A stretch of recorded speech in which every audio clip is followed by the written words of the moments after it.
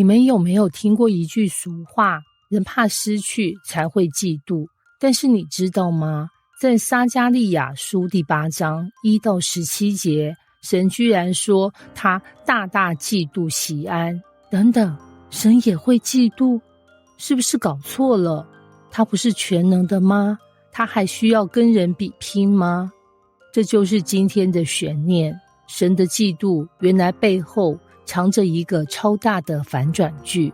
我们先来想象一下场景，撒迦利亚的百姓正在一个满是废墟的耶路撒冷，心里想神是不是放弃我们了？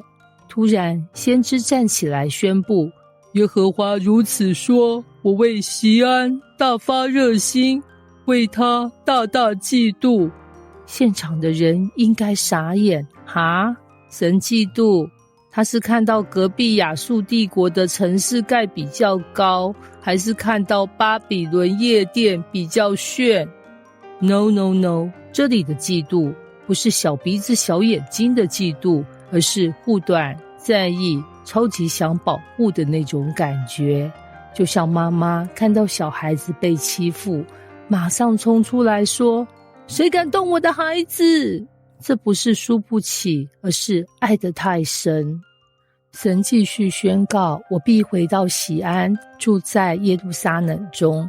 各位，这句话在当时听起来比乐透头奖还震撼，因为百姓刚被掳归回，圣殿还没完全重建，四周都是敌人，日子过得比现代人月底吃泡面还凄惨。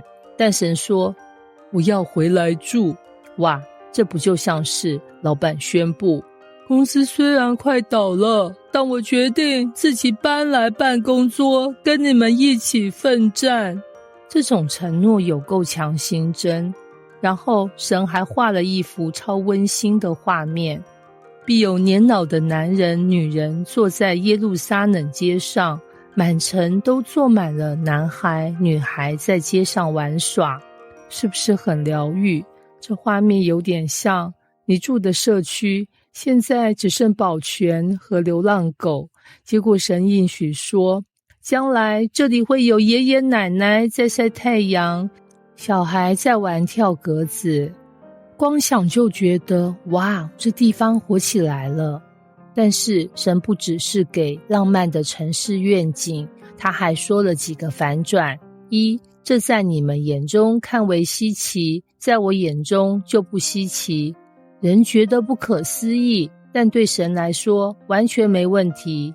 就像你跟朋友说，我要减肥10公斤，朋友笑翻，不可能啦。但教练拍拍你肩膀说，在我眼里1个月就搞定。差别就是你靠自己还是靠神。2，神要从东方西方招聚他的百姓，这就像宣布海外打工度假的游子全部免费机票回家。当时的以色列人一定想，真的假的？但神说 Yes， 我要做到。3，最后神点出重点，你们要手里强壮。也就是说，应许很美，但你不能只坐在家里等 Uber Eats 送幸福上门，你得起来跟神一起行动。如果把这段经文放到今天，神大概会说，各位不要再抱怨经济差、房价高、人生难，问题不是环境，而是你们信不信我还在场。我爱你们的程度比家长看小孩考试成绩还认真，比情侣看彼此手机还敏感。所以不要怀疑，我一定要让你们的未来有希望。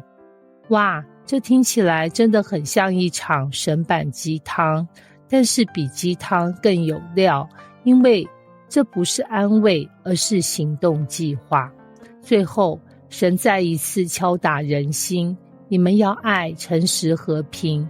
意思是什么？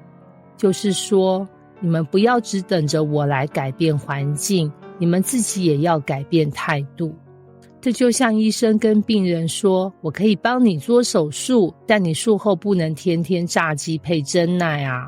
神的恩典超丰盛，但人要配合，才能活出应许的美好。这段经文告诉我们：一，神的嫉妒代表他在乎我们，如果他对我们无感，就不会有嫉妒。正因为他深爱，所以他愿意出手保护。二，神的应许远超我们眼见。当人觉得不可能时，神说：在我眼中不稀奇。三，人要与神同工。神应许复兴，但我们要手里强壮，活出诚实与和平，这才是真正的回应。结论就是，神不是冷冰冰的上帝，他是爱到不行，不短到极点，为我们大发热心的神。所以不要再怀疑他是不是在乎你，他已经用嫉妒2个字告诉你答案啦。